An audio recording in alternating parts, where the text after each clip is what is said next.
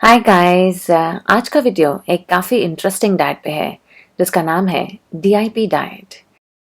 ये diet doctor Biswaroop Roy Chaudhary की है और मैं ये डाइट आपके साथ शेयर कर रही हूँ क्योंकि ऐसा कहा जाता है कि इस डाइट से बॉडी के अंदर की कोई भी बीमारी ठीक हो सकती है और मैं अपने फॉलोअर्स को बिल्कुल हेल्थी देखना चाहती हूँ। आप इस स्लाइड को देख सकते हैं, इसमें बीमारियाँ और वो कितने टाइम में ठीक हो जाएंगी बताया गया है। इसे फॉलो करने के बाद दवाइयों की ज़रूरत नहीं होगी और आप हेल्दी लाइफ जी पाएंगे। ये डाइट ऑलमोस्ट हर तरह की बीमारी दूर कर सकता है। डाइट के कुछ रूल्स हैं और वो आसान है फॉलो करने में। अगर आपको इससे मदद मिले तो वीडियो ज़रूर शेयर करें ताकि औरों को भी फ़ायदा हो। इस डाइट से वज़न और एक्स्ट्रा फैट कम होगा, मसल मास नहीं। ये बिल्कुल वेजिटेरियन डाइट है। इस डाइट के 3 स्टेप्स हैं, तो चलिए डाइट अच्छे से जानें। स्टेप 1 में आपको नाश्ता 12 बजे तक कर लेना है। नाश्ते में आपको कम से कम 4 तरह के फ्रेश फ्रूट्स खाने हैं।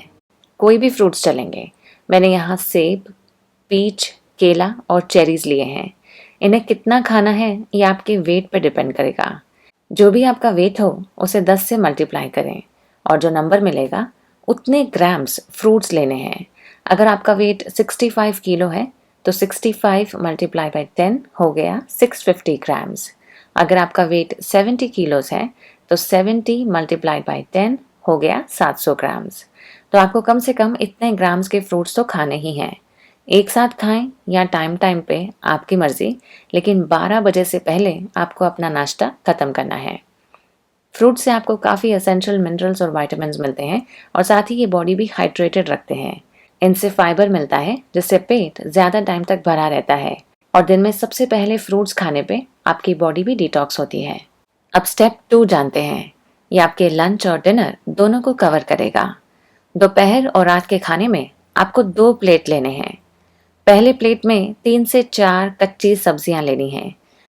कोई भी सब्जी जो कच्चा खा सकते हैं वो लें, जैसे प्याज, खीरा, टमाटर, मूली, गाजर, हरे पत्ते, बंद गोभी, शिमला मिर्च वगैरह। इन्हें कितना खाना है ये भी आपके वेट पर डिपेंड करेगा। जो भी आपका वेट हो उसे 5 गुना करें और जो नंबर आएगा उतने ग्राम्स सब्जियां लेनी है। अगर आपका वेट 65 किलोज है तो 65 मल्टीप्लाइड बाई 5 हो गया 325 ग्राम्स। अगर आपका वेट 70 किलोज है तो 70 मल्टीप्लाइड बाई 5 हो गया 350 ग्राम्स, यानी कि 350 ग्राम्स। कच्ची सब्जियों में काफ़ी फाइबर होता है जिससे कॉन्स्टिपेशन दूर होगा। इनसे आपको काफ़ी विटामिन्स और मिनरल्स मिलेंगे। इनको खाने से काफ़ी टाइम तक पेट भरा भी रहेगा। इस प्लेट को ख़त्म करने के बाद ही आपको सेकंड प्लेट पे आना है। इसमें जितनी भूख हो उसके हिसाब से अपना नॉर्मल खाना खा लें, जैसे चावल, रोटी, सब्जी, दाल वगैरह, बेसिकली जो आप हर दिन खाते हैं। रात का खाना भी ऐसा ही होना है, बस रात के 8 बजे से पहले खा लें। स्टेप 2 से ये होगा कि पहली प्लेट में आपने कच्ची सब्जियां खाई और उसी से आपका ज़्यादा से ज़्यादा पेट भर जाएगा, तो आप दूसरा खाना जो है बहुत ही कम खाएंगे। शाम को अगर भूख हो तो स्प्राउट्स, भीगे हुए नट्स और 1 कप माचा ग्रीन टी पिएं।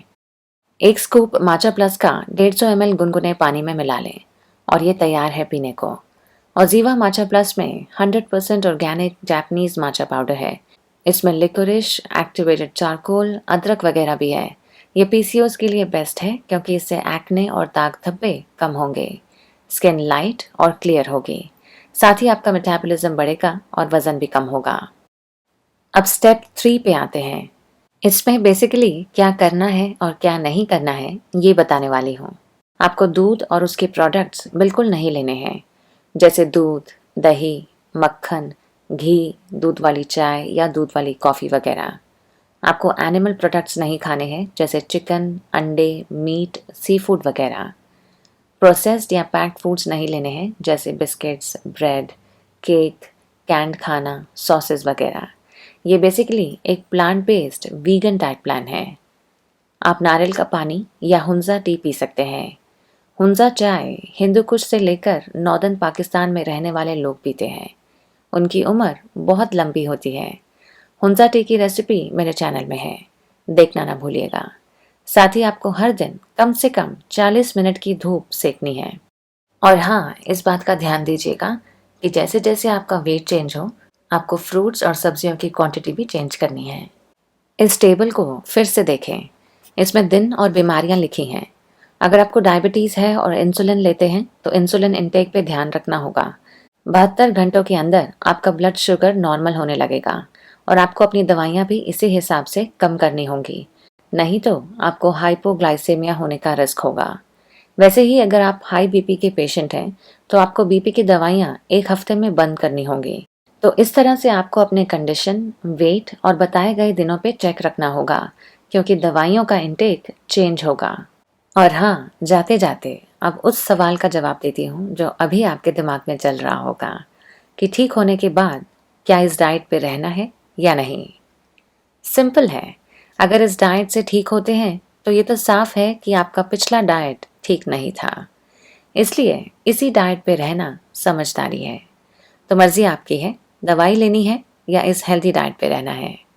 ये डाइट परमानेंट क्योर है आपकी प्रॉब्लम्स का। माना कि आपको अपने काफ़ी पसंदीदा खानों का त्याग करना होगा, लेकिन ये एक सेल्फ डिसिप्लिन डाइट है। आशा है ये वीडियो लाखों लोगों के काम आए। इसे अपने फेसबुक और बाकी के सोशल प्लेटफॉर्म्स पे ज़रूर शेयर करें और अपने फ्रेंड्स और फैमिली को हेल्प करें। वीडियो लाइक, चैनल सब्सक्राइब और बेल आइकन क्लिक करना ना भूलें। और मैं जल्दी मिलूंगी एक नए वीडियो के साथ। तब तक याद रखें, अगर मन में ठान लें तो असंभव चीज़ को भी पाना संभव हो जाता है। Bye bye.